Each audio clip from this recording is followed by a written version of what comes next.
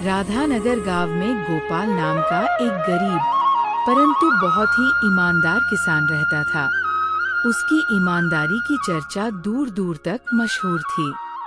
एक शाम वो थका हारा बैठा था। तभी उसकी पत्नी उससे कहती है, थोड़ा आराम कर लो ना जी, काम तो जिंदगी भर चलता रहेगा। देखो क्या हालत बना ली है अपनी। सही कह रही हो भाग्यवान, लेकिन फसल का समय है। अगर ज्यादा ध्यान ना दूं तो बहुत नुकसान हो जाएगा। हाँ, लेकिन अपनी सेहत का भी तो ख्याल रखना चाहिए। अकेले तुम ही तो सब कुछ करते हो। अगर तुम्हें ही कुछ हो गया तो मैं कहाँ जाऊंगी। अरे तुम चिंता मत करो, मैं ठीक हूँ।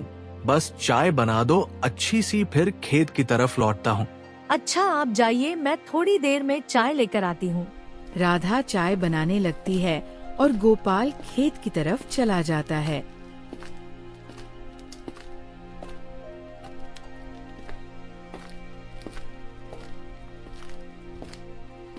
गोपाल खेत में पहुंचकर खुदाई कर ही रहा होता है कि तभी उसका फावड़ा किसी ठोस चीज से टकराता है।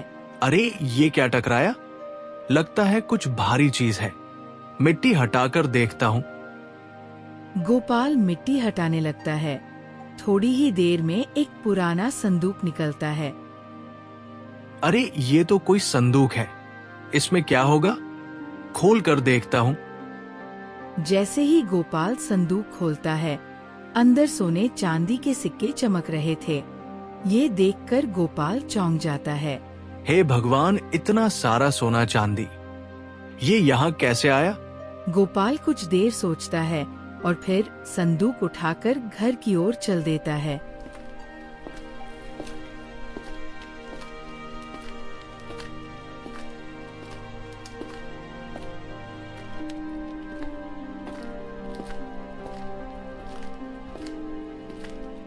वो बक्सा देखकर उसकी पत्नी उससे बोलती है, अजी ये क्या लाए हो इसमें?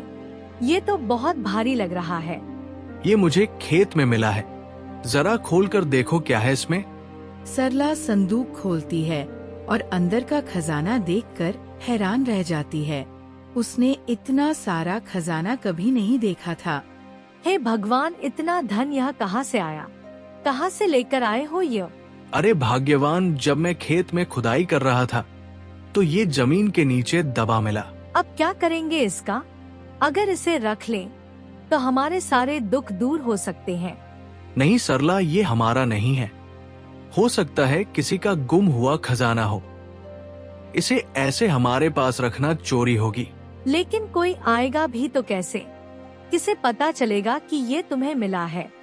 बात तो सही है, पर अगर कोई इसका असली मालिक हुआ तो उसका हक बनता है। हम दूसरों की चीज अपने पास नहीं रख सकते। तुम्हारी ईमानदारी कभी नहीं बदलती गोपाल। ठीक है, जैसे तुम चाहो। हाँ सरला, ईमानदारी से बड़ा कोई खजाना नहीं है। हाँ, अगर असली मालिक ना मिला तो हम देखेंगे क्या करना है। अच्छा, जो तुम्हें ठीक लगे वही करो। मैं तो बस चाहती हूँ कि हमारे घर में सुख शांति हमेशा बनी रहे। बस यही तो मेरा भी सपना है। भगवान पर भरोसा रखो, सब अच्छा होगा। लेकिन इसे कौन ढूंढने आएगा? पता नहीं कितने सालों से जमीन में दबा होगा। यह भला किसका हो सकता है? चाहे कितने भी साल पुराना हो, जो हमारा नहीं उसे रखना गलत है। मैं कल सुबह जाकर इसे गांव के मुखिया जी को सौंप दूंगा। वो राजा जी को दे देंगे। अच्छा, पर क्या मुखिया जी को देना सही होगा? हाँ, वही सबसे समझदार है। वो असली मालिक को ढूंढकर इसे लौटा देंगे। हम ये अपने पास नहीं रख सकते सरला। तुम हमेशा से ही ऐसे ही हो, सीधे सच्चे और ईमानदार। अच्छा, जैसे तुम्हें ठीक लगे वैसे ही करना। सही करना ही असली इंसानियत है। भगवान ने हमें मेहनत से कमाने के लिए भेजा है, दूसरों की चीज रखने के लिए नहीं। अच्छा, अभी बहुत जोर से भूख लगी है, खाना खा लेते हैं। इसके बाद दोनों खाना खाकर सो जाते हैं। अगले दिन सुबह होते ही गोपाल खजाना लेकर मुखिया जी के पास पहुंचा। मुखिया अपने घर पर आराम से बैठा होता है। प्रणाम मुखिया जी, मैं आपसे एक जरूरी बात करने आया हूँ। अरे गोपाल, सुबह सुबह कैसे आना हुआ? सब ठीक तो है ना? जी जी मुखिया जी, सब ठीक है। मैं तो सिर्फ वो कल खेत में खुदाई करते समय ये संदूक मिला। खोल कर देखा तो सोना चांदी के सिक्के भरे हैं। मैं इसे अपने पास नहीं रख सकता। इसे आपको सौंपने आया हूं ताकि आप असली मालिक को ढूंढकर लौटा सकें या फिर महाराज तक पहुंचा सकें। अरे इतना सारा खजाना, यह किसका होगा भला, और यह खेत में कैसे आया? हम मुखिया जी, अभी इसे अपने पास रख लीजिए। किसी का खोया हुआ होगा। आप इसे असली मालिक तक पहुंचा देना। बहुत अच्छा गोपाल, तुम्हारी ईमानदारी की मिसाल दी जाएगी। गोपाल, आज के समय में कौन इतना ईमानदार होता है? अरे मुखिया जी, ईमानदारी से बड़ा कोई धन नहीं है। जो सही होता है मैं वही करता हूँ। ठीक है, फिर गोपाल मैं इसे संभाल कर रखता हूँ और पूरे गांव में खबर करवाता हूँ। अगर कोई इसका असली मालिक हुआ तो उसे सौंप दूंगा। धन्यवाद मुखिया जी, अब मैं चलता हूँ। गोपाल वहां से चला गया। लेकिन मुखिया इतना सारा खजाना देखकर उसकी आंखों में लालच आ चुका था। इतना सारा खजाना अगर इसे राजा को सौंप दूं तो सिर्फ मेरा नाम होगा, लेकिन अगर मैं इसे अपने पास रख लूं तो मेरी सारी परेशानियां खत्म हो जाएंगी। इसे राजा को देने की क्या जरूरत है? अरे किसको क्या पता है कि गोपाल को खजाना मिला था और उसने मुखिया को दे दिया। इसे मैं ही रख लेता हूँ। मुखिया ने खजाने को अपने घर में छुपा दिया और किसी को कुछ नहीं बताया। शाम को मुखिया से उसकी पत्नी खजाने के बारे में पूछती है। अरे यह संदूक कहाँ से आया जी? इसमें तो सोना चांदी भरा है। इतना सारा खजाना कहाँ से आया? अरे वो हमारे गांव का गोपाल है ना, उसको अपने खेत में मिला था। वो इसे राजा तक पहुँचाने को कह रहा था, लेकिन मैंने सोच लिया है इसे हम ही रख लेंगे। पर यह तो चोरी है ना। अगर किसी को पता चला तो हमारी तो पूरी इज्जत मिट्टी में मिल जाएगी। किसी को कुछ पता नहीं चलेगा।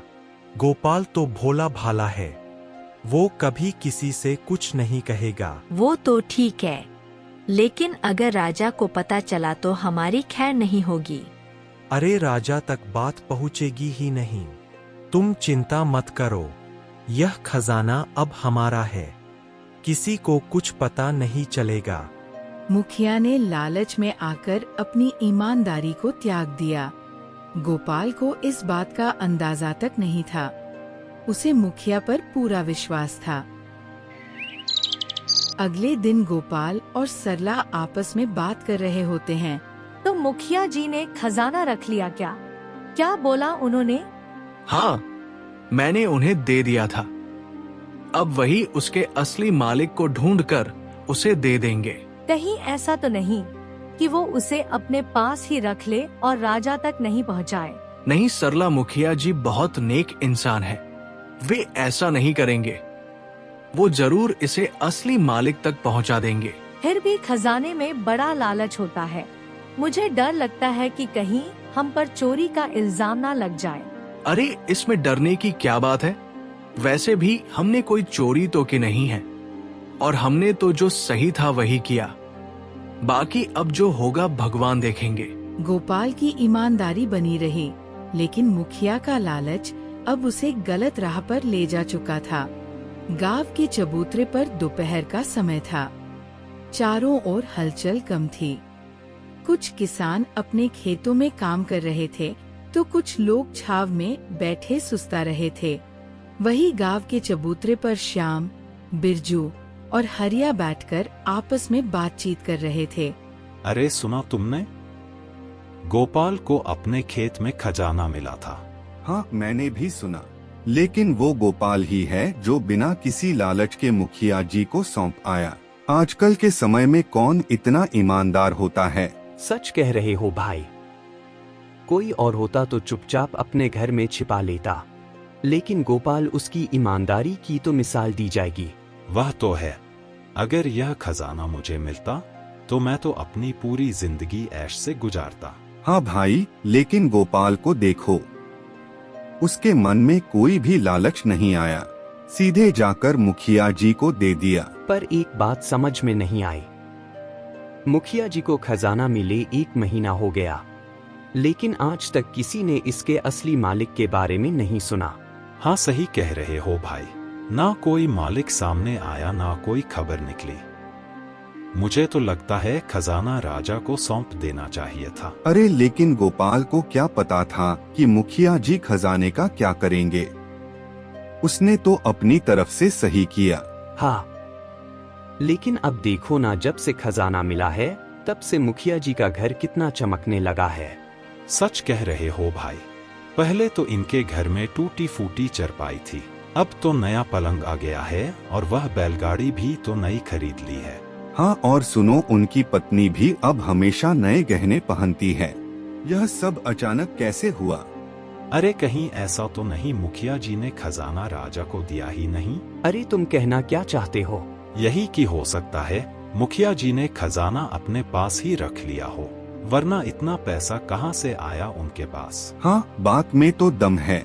1 साल पहले तक तो उनके घर का हाल कोई भी देख सकता था, और अब गांव में सबसे बड़ा घर उन्हीं का हो गया है।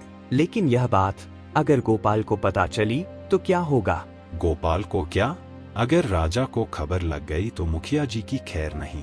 लेकिन गोपाल तो भोला भाला आदमी है, वो क्या जानेगा कि उसके खजाने का क्या हुआ। सच कहते हो, लेकिन एक बात पक्की है, गोपाल की ईमानदारी ने तो मुखिया जी की किस्मत ही बदल दी। हाँ, और गोपाल अब भी अपनी झोपड़ी में रह रहा है, वहीं मुखिया जी दिन प्रतिदिन रईस होते जा रहे हैं। चलो देखते हैं आगे क्या होता है।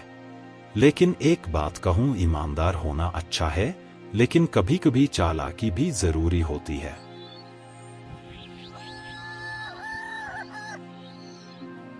एक दिन राजा अपने महल में दरबार लगाए बैठे थे। सामने महामंत्री खड़े थे। राजा के मन में अपने राज्य के प्रजा की हालचाल जानने की इच्छा उठी। वे चाहते थे कि बिना किसी तामझाम के स्वयं गांव-गांव जाकर अपनी प्रजा की स्थिति को देखें और समझें। महामंत्री, कई दिनों से सोच रहा हूँ कि एक बार अपने राज्य का भ्रमण किया जाए। सुना है कुछ गांव में हालात ठीक नहीं है। महाराज, आपकी बात बिल्कुल उचित है। अगर आप स्वयं जाकर प्रजा की स्थिति देखेंगे तो सच्चाई स्पष्ट हो जाएगी। हाँ, लेकिन मैं अपने असली रूप में नहीं जाना चाहता। अगर राजा की तरह जाऊंगा तो लोग सच बोलने से कतराएंगे। हम दोनों साधारण वेश में गांव का हाल जानने चलेंगे।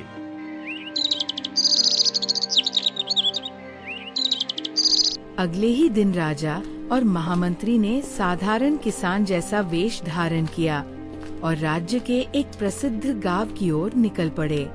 यह वही गांव राधानगर था, जहां कुछ ही दिन पहले एक गरीब किसान गोपाल ने अपने खेत में खजाना पाया था। राजा और महामंत्री गांव में चबूतरे की ओर बढ़े, जहां बिरजू, श्याम और हरिया बैठे थे। यह गांव तो बड़ा समृद्ध लगता है, लेकिन सुना है यहाँ के कुछ लोग अब भी गरीबी में जीवन गुजार रहे हैं। हाँ महामंत्री, यही जानने की जरूरत है कि यहाँ कौन ईमानदार है और कौन नहीं। फिर तभी राजा और महामंत्री चबूतरे पर बैठे सभी की बातें को सुन लेता है। खजाना किसका खजाना? अरे कुछ दिन पहले गोपाल को अपने खेत में खजाना मिला था। वो एक ईमानदार आदमी है। उसने वो खजाना सीधा जाकर मुखिया जी को सौंप आया। लेकिन गोपाल ने खुद रख लिया होता तो किसी को क्या पता चलता। सही कहा आपने, लेकिन गोपाल ऐसा नहीं है। वह तो सीधा सच्चा आदमी है। उसे लगा कि खजाना किसी और का होगा, इसलिए जाकर मुखिया जी को दे दिया। फिर क्या हुआ? होना क्या था, मुखिया जी ने कहा कि वह राजा को खजाना सौंप देंगे।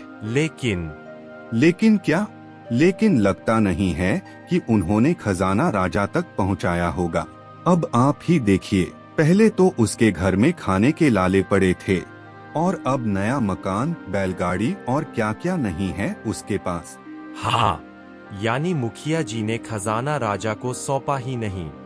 हम तो कुछ नहीं कह सकते, लेकिन यह बदलाव किसी को भी शक में डाल सकता है कि इसके पास इतना जल्दी इतना सारा धन कहां से आया। महामंत्री, लगता है मामला कुछ गड़बड़ है। हमें इसे ठीक से देखना होगा। जी महाराज, गोपाल की ईमानदारी की प्रशंसा करनी चाहिए और अगर मुखिया ने सच में खजाना छुपा लिया है तो उसे दंड भी मिलना चाहिए। राजा को अब स्थिति समझ में आने लगी थी।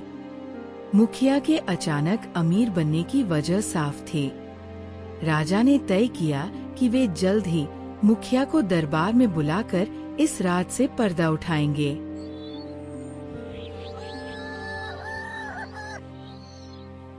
अगली सुबह राजा अपने भव्य दरबार में राजगद्दी पर विराजमान थे।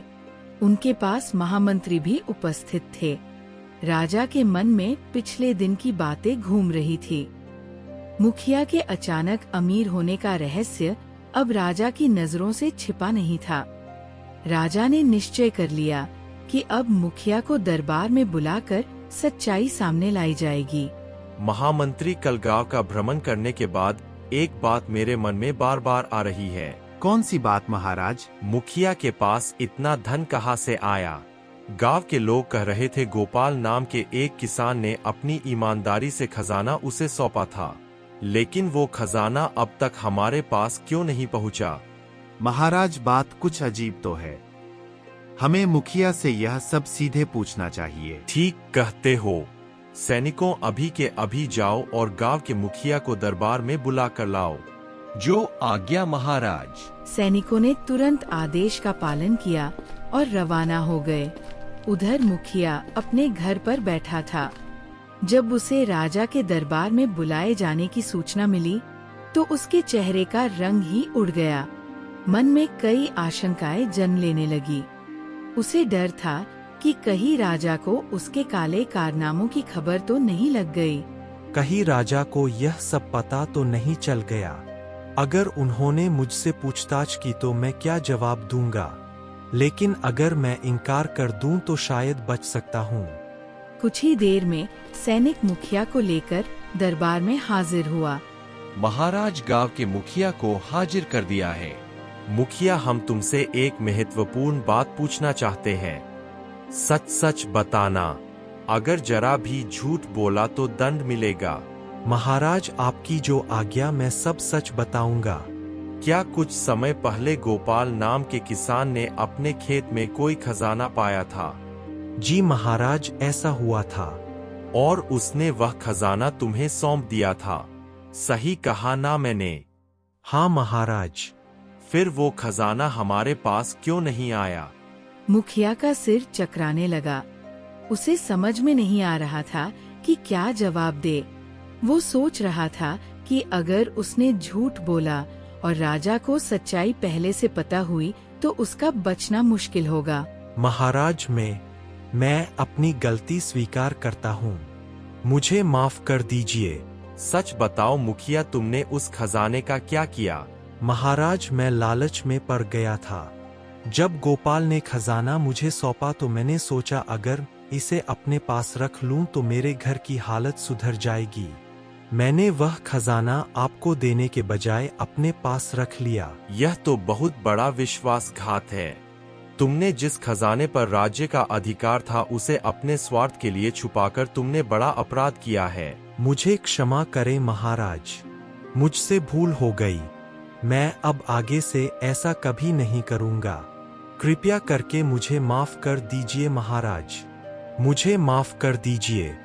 तुम जैसे व्यक्ति को कठोर दंड मिलना चाहिए, लेकिन हम तुम्हारी पहली गलती मानकर दंड में नमी बरतते हैं। वह पूरा खजाना राजकोष में जमा कराओ। जी महाराज, मैं आज ही खजाना वापस कर दूंगा। और हाँ, गोपाल की ईमानदारी के लिए उसे पुरस्कृत किया जाएगा। इसलिए अब तुम्हें मुखिया पद से हटाया जाता है।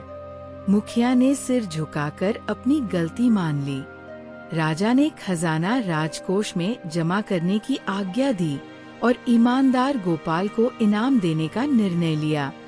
इस तरह राजा ने न्याय करके सच्चाई की जीत सुनिश्चित की। तो दोस्तों, आपने देखा कि कैसे एक लालची मुखिया का भांडा फूट गया। झूठ और लालच इंसान को बहुत अभिलाषी बना देता है, जिससे वो गुनाह कर बैठते हैं, पर एक दिन उसे गुनाह की सजा उन्हें जरूर मिलती है, जैसे कि इस मुखिया को मिली। तो दोस्तों, हमें कभी लालच और कभी धोखा नहीं करना चाहिए, और जैसे गोपाल ने अपनी जिंदगी बिताई, वैसे ही हमें भी उसी की तरह बितानी चाहिए। अगर आपको हमारी वीडियो अच्छी लगे तो लाइक, कमेंट और शेयर करना ना भूले, और हाँ, सब्सक्राइब के बिना मत जाना।